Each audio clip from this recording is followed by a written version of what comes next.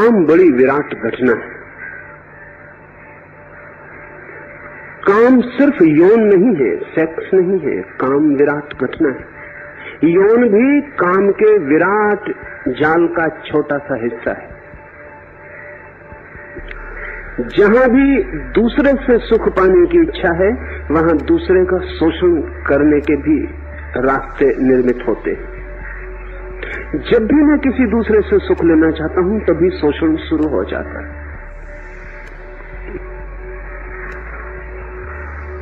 और अगर कोई मेरे काम में, मेरे दूसरे से सुख पाने में बाधा बने, तो क्रोध उत्पन्न होता है। इसलिए कृष्ण ने काम और क्रोध को एक साथ ही इस सूत्र में कहा है। संयुक्त वेग है। कामना में बाधा कोई खड़ी करे, काम के पूरे होने में कोई व्यवधान बने, कोई दीवार बने, कोई आड़े आए, तो क्रोध जन्मता है। काम के वेग को जहां से भी रुकावट मिलती है, वहीं से लौट के वो क्रोध बन जाता है। काम के वेग को यदि व्यवधान न मिले, रुकावट न मिले, और काम का वेग अपनी इच्छा को पूरा कर ले, तो फ्रस्ट्रेशन, विषाद बन जाता है। काम की तृप्ति पर काम पूरा हो जाए, तो पीछे सिर्फ विषाद की कालीमा छूट जाती है, अंधेरा छूट जाता है। और काम पूरा न हो पाए, कोई व्यवधान डाल दे, तो काम लपट बन जाता है क्रोध की। क्रोध काम का ही अवरुद्ध रूप है, रुका हुआ रूप है। मैं चाहता था कुछ करना, नहीं कर सका, तो जिसने बाधा दी, उस पर मेरे काम की वासना क्रोध की अग्नि बन के बरस पड़ती है। मैंने कहा, काम बड़ी घटना है।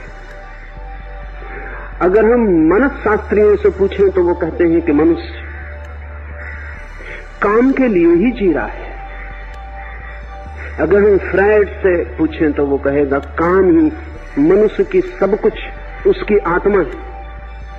और जहां तक साधारण मनुष्य का संबंध है, फ्रायड बिल्कुल ही ठीक कहता है। धन भी कमाते हैं इसलिए कि काम खरीदा जा सके, यश भी पाते हैं इसलिए कि काम खरीदा जा सके। 24 घंटे दौड़ हमारी गहरे में अगर खोजें, तो किसी से सुख पाने की दौड़।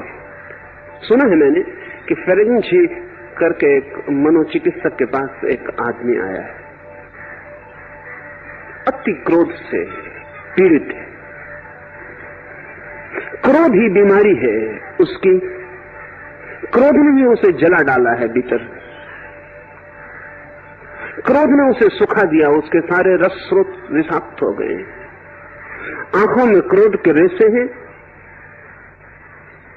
चेहरे पर क्रोध की रेखाएं हैं, नींद खो गई है, हिंसा ही हिंसा मन में घूमती है। फ्रेंक जी उसे बिठाता है और उसके मनोविश्लेषण के लिए एक छोटा सा प्रयोग करता है। हाथ में उठाता है अपना रुमाल ऊंचा और उस आदमी से कहता है, इसे देखो, और रुमाल को छोड़ देता है। वो रुमाल नीचे गिर जाता है। फ्रेंक जी उस आदमी से कहता, आंख बंद करो और मुझे बताओ कि रुमाल के इस गिरने से तुम्हें किस चीज का ख्याल आया। तुम्हारे मन में पहला ख्याल क्या उठता है रुमाल के गिरने से? वो आदमी आंख बंद करता है, कहता, I am reminded of sex. मुझे तो काम वासना का ख्याल आता। फ्रेंक जी थोड़ा हैरान हुआ, क्योंकि रुमाल के गिरने से काम वासना का क्या संबंध। फ्रेंक जी ने पास में पड़ी एक किताब उठाई और कहा, इसे मैं खोलता हूं, गौर से देखो। किताब खोल के रखी, कहा, आंख बंद करो, मुझे कहो, किताब खुलता देखकर तुम्हें क्या ख्याल आता? उसने कहा, I am again reminded of sex. मुझे फिर काम वासना की ही याद आती। फ्रेंक जी और हैरान हुआ। उसने टेबल पर पड़ी हुई घंटी बजाई और कहा, घंटी को ठीक से सुनो, आंख बंद करो, क्या याद आता है? उसने कहा कि I am reminded of sex. वही काम वासना का ख्याल आता। फ्रेंक जी ने कहा, बड़ी हैरानी की बात है कि तीन बिल्कुल अलग चीजें तुम्हें एक ही चीज की याद कैसे दिलाती है?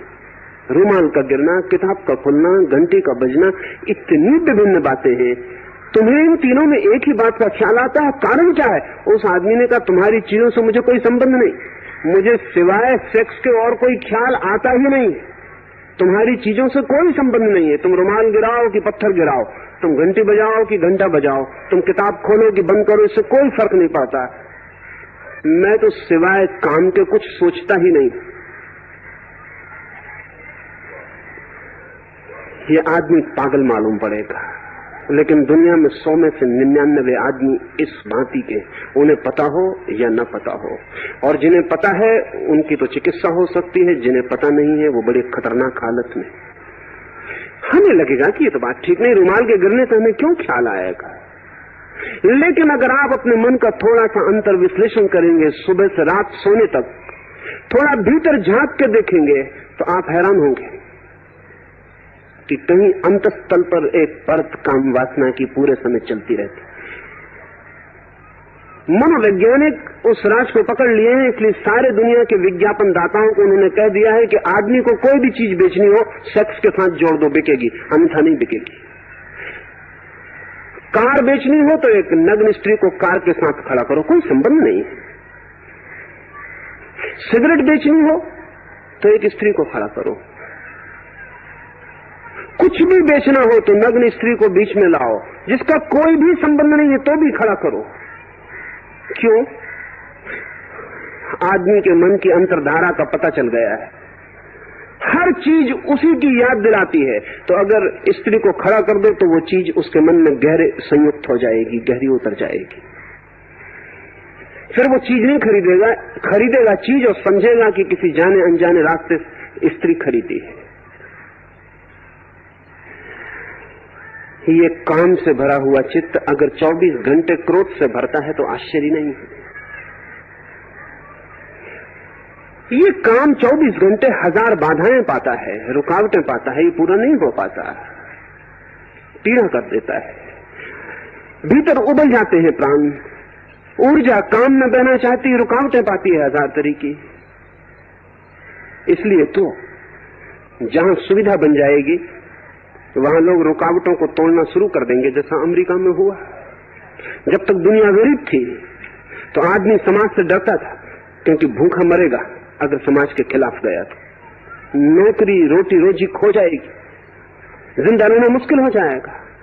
आज अमेरिका में धन काफी है, कोई भय नहीं रहा समाज का उतना। इसलिए सेक्स के संबंध में समाज के सारे नियम, सारी व्यवस्था टूटी जा रही है। जितनी दुनिया समृद्ध होगी उतने सेक्स के मामले में सब सीमाएं तोड़ती चली जाएगी। इससे कुछ ऐसा नहीं है कि कुछ बड़ी उपलब्धि हो जाएगी। एक तरफ अमेरिकी जैसे समृद्ध समाज में सेक्स के सब व्यवधान टूट गए, और दूसरी तरफ विफलता और विषाद घना होता जाता है और आत्महत्याएं बढ़ती चली जाती हैं। समाज के पास दो ही उपाय हैं, या तो वो आपकी काम की वासना को पूरा होने की खुली छूट दे दे, तो भी आप पागल हो जाएंगे विषाद में, फ्रस्ट्रेशन में, जैसा अमेरिका में हुआ है। यौन के संबंध में पूरी स्वतंत्रता पैदा हो गई, और इसका परिणाम यह हुआ कि यौन में रस भी कम हो गया, विरस हो गया, काम की गहराई भी खो गई, काम का मूल्य भी खो गया, और आदमी विषाद में खड़ा है। अब कोई दूसरा सेंसेशन चाहिए, कोई दूसरा वेग, कोई दूसरी उत्तेजना वो दिखाई नहीं पड़ती। इसलिए काम के विकृत रूप सारे पश्चिम में फैलने शुरू हो गए। होमोसेक्सुअलिटी इतने जोर से बढ़ती है जैसा कि दुनिया में कभी भी नहीं बढ़ी थी, क्योंकि स्त्री के साथ पुरुष देख लिया, स्त्री ने पुरुष के साथ देख लिया, रस नहीं है कुछ बहुत, अब क्या करें, अब नए आविष्कार करने पड़ते हैं। विक्षिप्त आविष्कार पैदा होते हैं, विकृतियां, परवर्शन पैदा होते हैं। अगर समाज बिल्कुल खुला छोड़ दे सेक्स तो परवर्ट होगा, और अगर समाज बिल्कुल खुला न छोड़े तो सप्रेशन होगा, और जितना दमन होगा उतना क्रोध पैदा होगा। या तो काम को खुला छोड़ो तो विषाद फैल जाता है, जीवन रसहीन हो जाता है, लोग थके हारे अर्थहीन हो जाते हैं, एम्प्टीनेस पकड़ लेती है, सब रिक्त, कुछ भी नहीं है जिंदगी में। और यदि काम को रोको तो क्रोध उत्पन्न होता है। क्रोध हजार रूपों में प्रकट होता है। क्या आपको पता है कि आज से 100 साल पहले दुनिया में युवकों के विद्रोह कहीं भी नहीं थे। कोई दुनिया में नए तरह की यूथ पैदा नहीं हो गए हैं, कोई नए तरह के युवक पैदा नहीं हो गए। दुनिया में युवक विद्रोह कभी भी न था। युवकों ने कभी भी पत्थर मार के न तो कॉलेज के कांच तोड़े थे, न स्कूल तोड़े थे, न आगे लगाई थी, न बस और ट्राम जलाई थी। न गुरुओं को, शिक्षकों को, माता पिताओं को इस तरह की चिंता में डाल दिया था, न समाज की सारी व्यवस्था को इस तरह अस्त व्यस्त कभी किया था।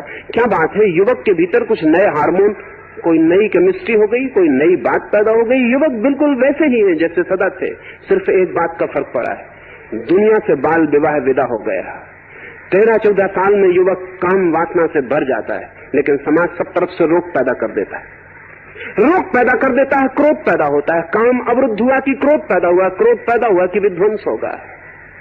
इसलिए सारी दुनिया में विध्वंस की लहर दौड़ गई है। युवक तोड़ रहे हैं उन चीजों को, उन्हीं चीजों को जिनको उनके माँ बाप ने निर्मित किया, उनके लिए विश्वविद्यालय जलेंगे, बच नहीं सकते। इसलिए अमेरिका के एक बहुत समझदार मनोवैज्ञानिक किन्से ने 10 साल के अध्ययन के बाद ये कहा कि अगर दुनिया से युवक विद्रोह खत्म करना है तो हमें बाल विवाह पर वापस लौट जाना चाहिए। बाल विवाह पर अमेरिकी कोई मनोवैज्ञानिक कहेगा वापस लौट जाना चाहिए। क्या कारण? अगर काम अवरुद्ध होगा तो क्रोध बनेगा, और क्रोध फिर हिंसा बनेगा, और जीवन को सब तरफ से तोड़ डालेगा। लेकिन बाल विवाह करने से दूसरी परेशानियां हैं। जैसे बाल विवाह होना शुरू होता है, जैसे बच्चों का विवाह कर दिया जाए, वैसे उनके जीवन में क्रिएटिविटी खो जाती है, वे सृजन नहीं कर पाते, बच्चे ही पैदा करते, फिर और कुछ सृजन नहीं करते। इसलिए बाल विवाह वाले समाज आविष्कार नहीं कर पाते, वैज्ञानिक खोज नहीं कर पाते, हिमालय पर नहीं चढ़ पाते, चांद तारों पर नहीं पहुंच पाते। जहां बाल विवाह होगा वहां खोज, सृजन, क्रिएशन सब बंद हो जाएगा। लेकिन जहां खोज होगी, क्रिएशन होगा, बाल विवाह रुकेगा, वहां क्रोध और हिंसा की आग फैल जाएगी। फिर क्या किया जाए? कृष्ण कुछ और ही सुझाव देते हैं। वो कहते हैं न तो काम को खुला छोड़ देने से कोई हल है, न काम को रोक लेने से कोई हल है। काम और क्रोध दोनों वेग के अतीत पार हो जाने में, दोनों के ऊपर उठ जाने में, दोनों वेगों के बीच अलिप्त हो जाने में, दोनों के साथ अनासक्त हो जाने में। जो व्यक्ति इस पृथ्वी पर इन दो वेगों के साथ अलिप्त होकर खड़ा हो जाता है, जिसे काम आंदोलित नहीं करता और जिसे क्रोध अग्नि की लपटों में नहीं डालता, ऐसा व्यक्ति यहां भी और परलोक में भी सुख को उपलब्ध होता है।